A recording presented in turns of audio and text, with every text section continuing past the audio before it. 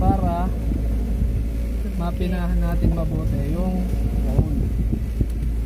Ngayon, atras na ako, tatapat ko na yung cone sa gulong. Yan, nakatapat na ba? Yes. Tatapat na, di ba? Ano gagawin? Full turn. Right. Kanan. Then, pagka full turn ko, aatras ako, hahanapin ko yung corner na cone dito sa side mirror. Mukha ni Tata. Hindi yung mukha mo yung hinahanap ko, ha. Pwera yan, kasi yan yung unang cone eh. Kailangan yung corner. Ay, patay pala dito.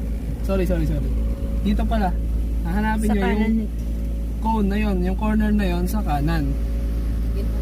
Oo, yun. Kailangan mai-align natin.